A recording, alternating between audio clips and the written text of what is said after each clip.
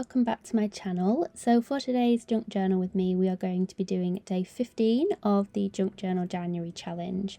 And today over in the collaboration, we have the lovely Bree from 1134 Press, who will be sharing their take on this prompt. So the prompt is a bit of a random one actually, and I bet for most of you when you saw it, you probably thought, what on earth am I going to do with the prompt of barcode?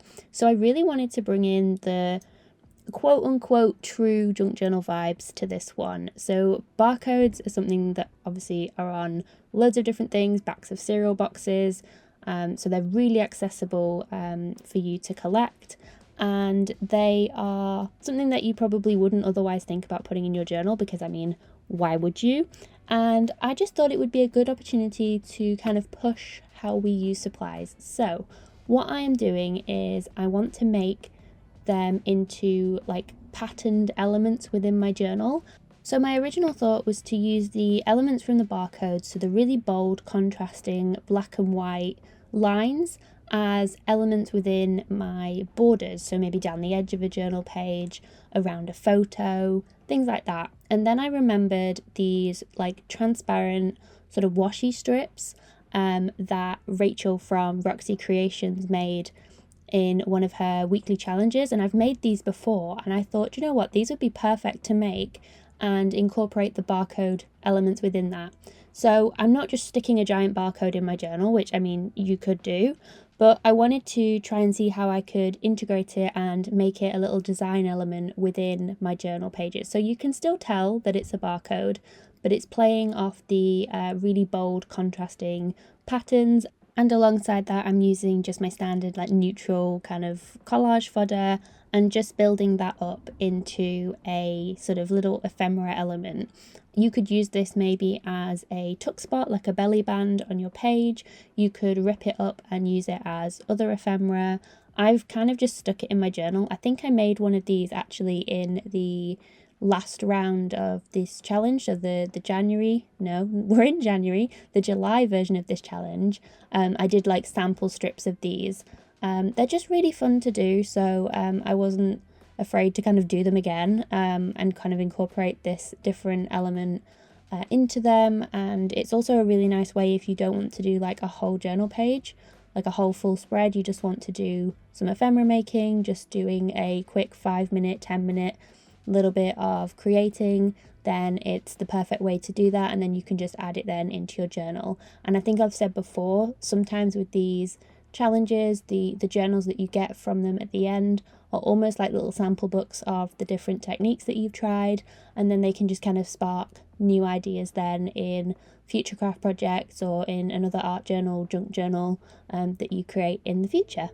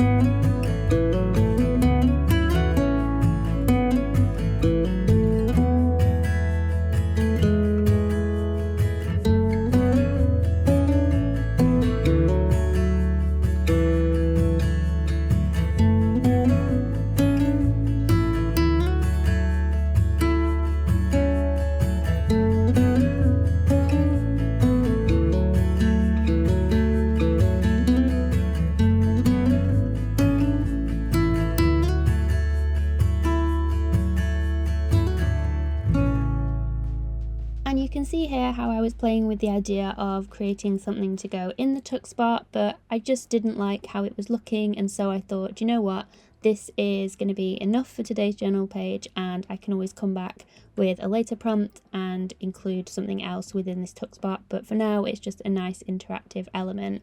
So all I did was just added a little card so that I had some space to stamp the date, and that is pretty much everything that I did for this journal page. So thank you so much for joining me again for another junk journal with me. I hope you are having fun with this challenge. We are halfway through now, so yeah, let me know how you're getting on. I hope you have a wonderful rest of your day, and I will see you guys in the next one. Bye guys.